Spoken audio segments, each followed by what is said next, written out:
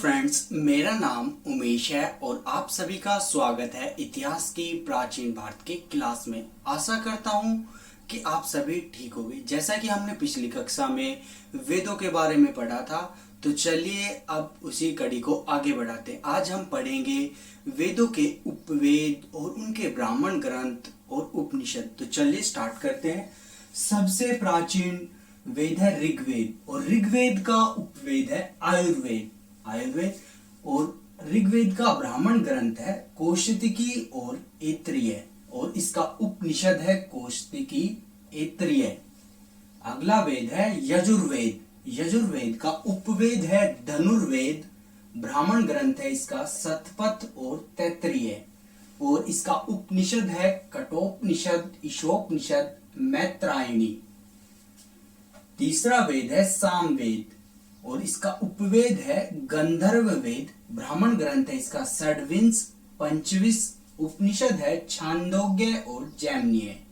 सबसे पहले तीन ही वेद थे, बाद में सबसे अंत में जोड़ा गया है अथर्ववेद। अब जो वेद है चार वेद हैं। सबसे अंतिम वेद है अथर्ववेद और सबसे प्राचीन है ऋग्वेद। अथर्ववेद का उपवेद है शिल्पवेद और इसका ब्राह्मण ग्रंथ है गोपथ। उपनिषद है मुंडकोपनिषद और मांडुक्योपनिषद और प्रश्नोपनिषद। मुंडकोपनिषद से ही सत्यमेव जयते लिया गया है।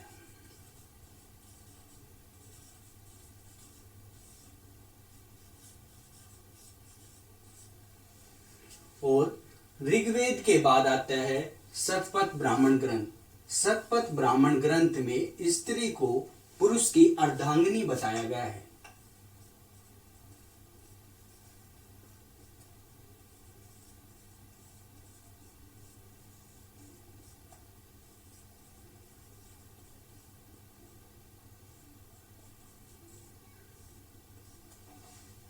और मैत्रायणी उपनिषद में स्त्री की गिरी हुई स्थिति के बारे में बताया है।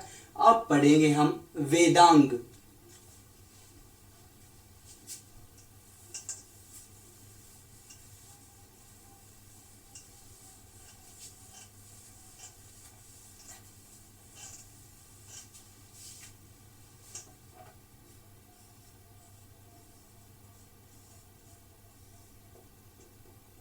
वेदांगों की रचना वेदों को भली भांति समझने के लिए की गई थी।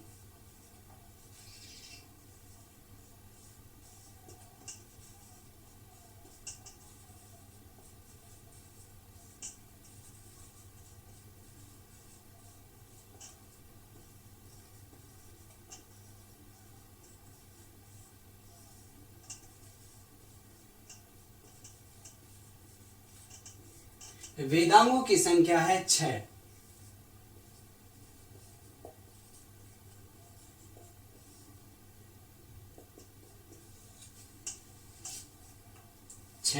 सबसे पहले शिक्षा,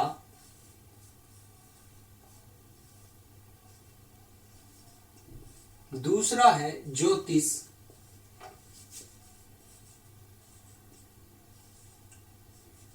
तीसरा कल्प,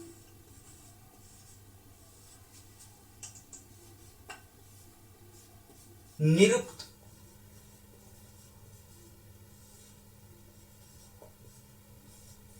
व्याकरण और छंद।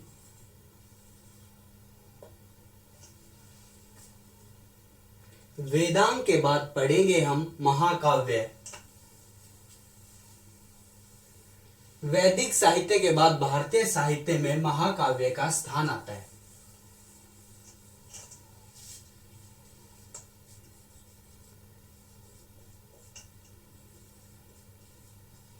मुख्यतः दो महाकाव्य हैं,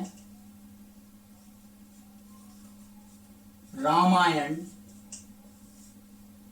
और महाभारत।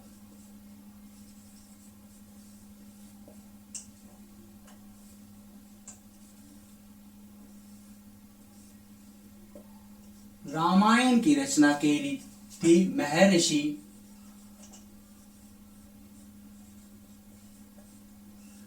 वाल्मीकि ने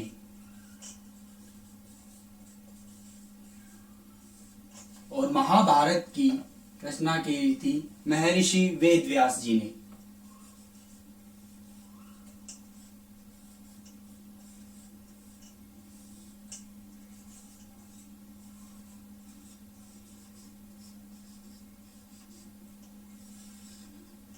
महाकाव्य के बाद आता है महापुराण।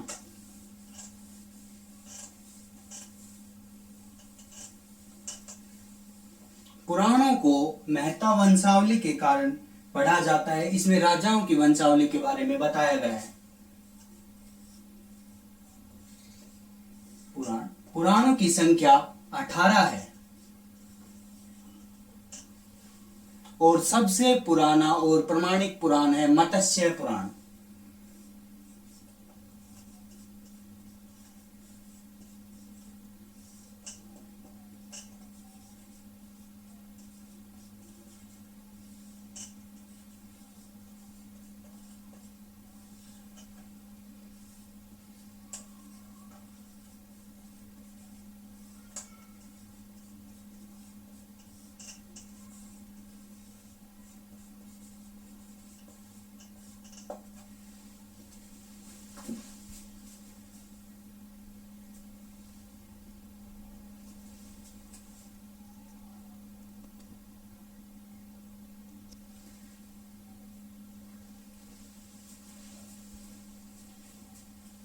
तो चलिए अब इनके पुराणों से संबंधित वंशों के बारे में जानते हैं।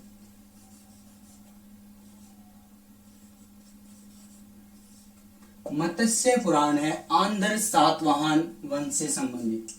आंध्र सातवाहन वंश की जानकारी हमें मत्स्य पुराण में मिलती है।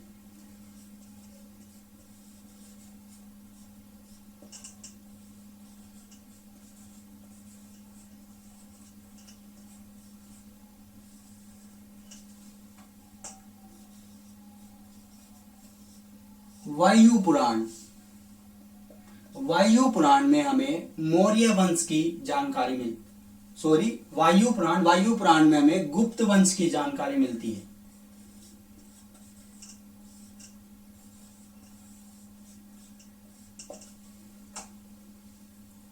विष्णु पुराण।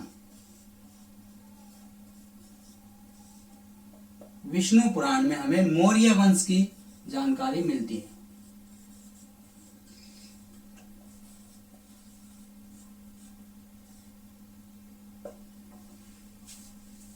आशा करता हूं कि आपको यह वीडियो अच्छी लगी होगी और आपको यह सब कुछ समझ में आ गया होगा। अगर आपको यह सब कुछ समझ में आ गया तो इसको शेयर कीजिए, लाइक कीजिए और चैनल को सब्सक्राइब कीजिए। Thank you, have a nice day. हमारे वीडियो को लाइक कीजिए, सब्सक्राइब कीजिए।